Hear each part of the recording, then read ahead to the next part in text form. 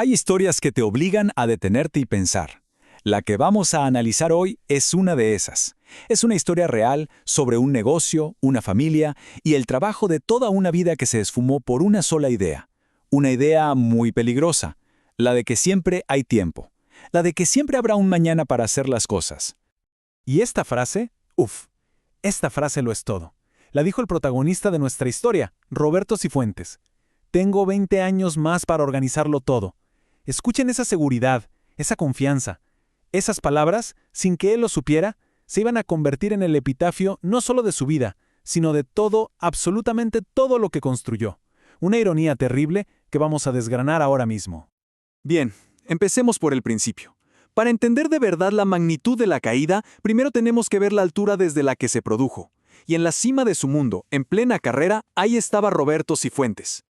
A ver, pongámosle números a esto. 52 años. Roberto no era un empresario más, era una verdadera institución en su sector. Su taller, que levantó durante 18 años, era su vida.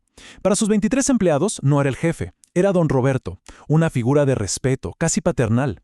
Y el negocio iba sobre ruedas, facturando 800 millones de pesos al mes, la imagen perfecta del éxito y la estabilidad. Pero siempre hay un pero, ¿verdad? Debajo de todo ese éxito había una grieta. Cada vez que su esposa, María Elena, le sacaba el tema de los testamentos, de los seguros, la respuesta era siempre la misma. Más tarde, después lo vemos.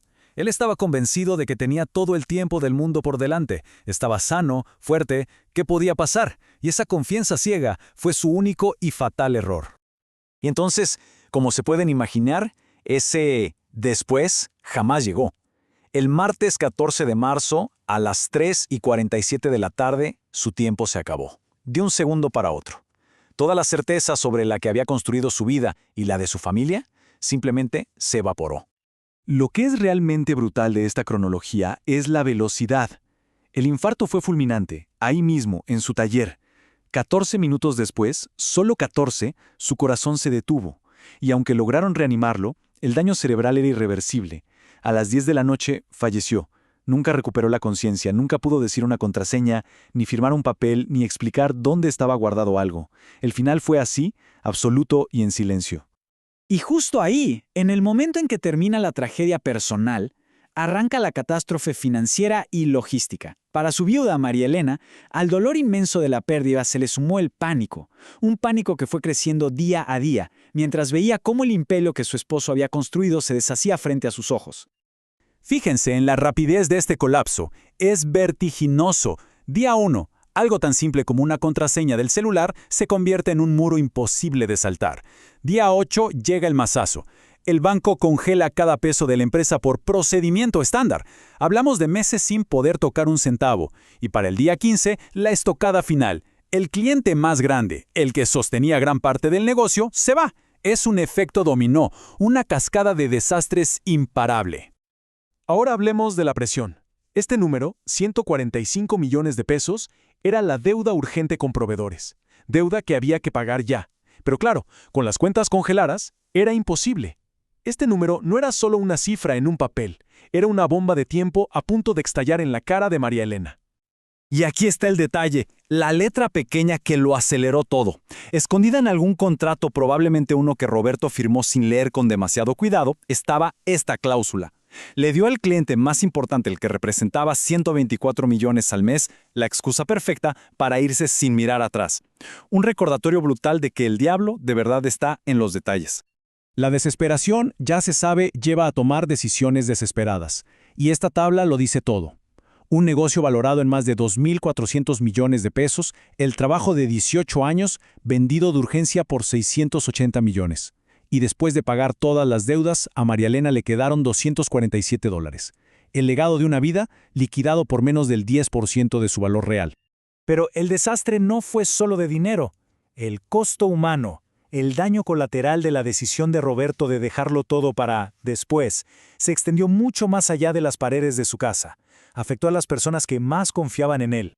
Escuchemos lo que dice Juan Carlos. 11 años trabajando para Roberto.